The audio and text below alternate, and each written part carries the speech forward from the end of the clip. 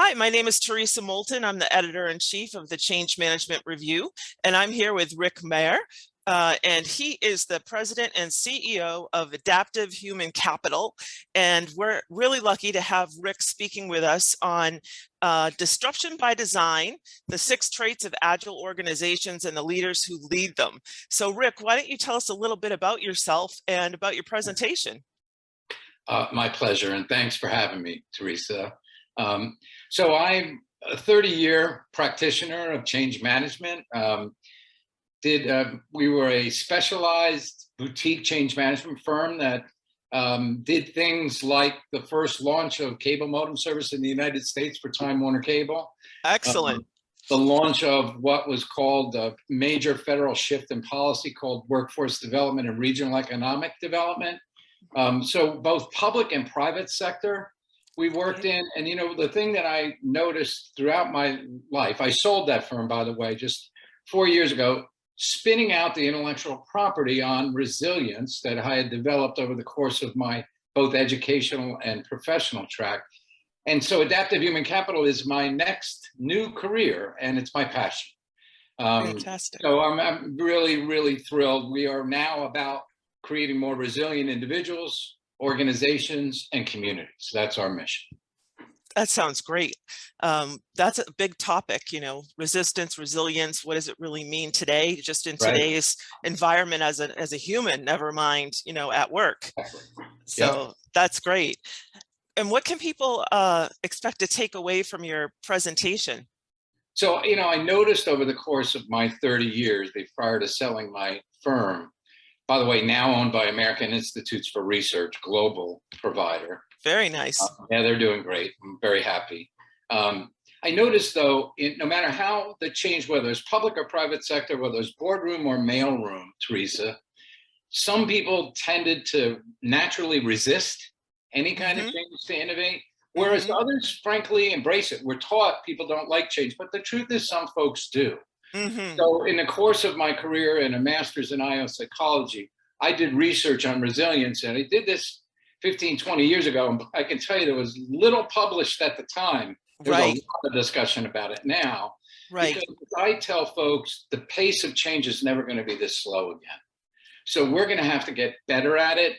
And to change management practitioners, I want to spread the word that we can't be event-based anymore. We have to work on building change tolerance into our cultures. So in my research, I factored the factors of individual resilience and these 6 traits of organizational agility, things that leaders need to do.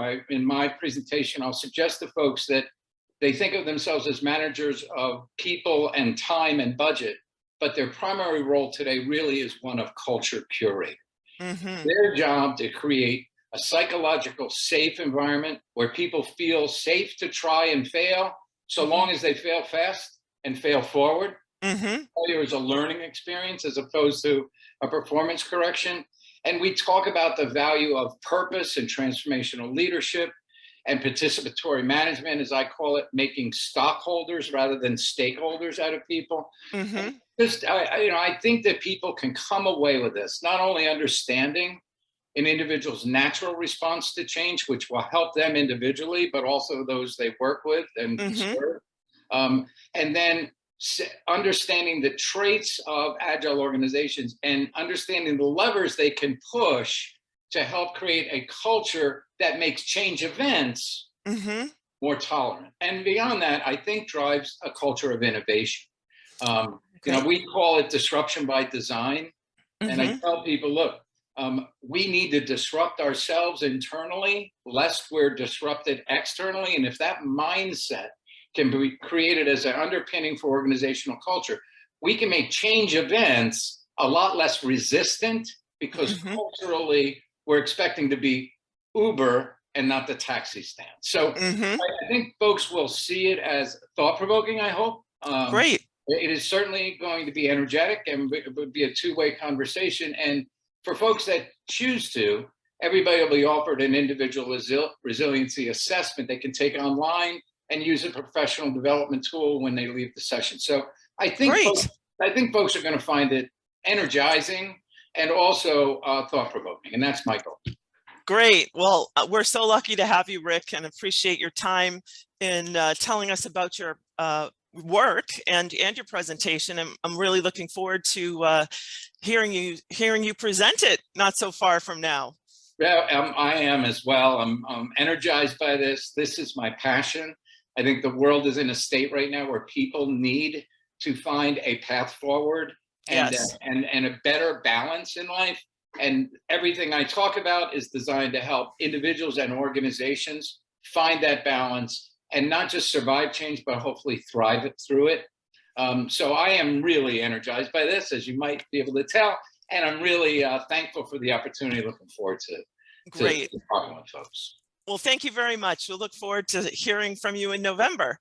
Thanks so much. I look forward to it myself. Thanks for making Okay. time. All right.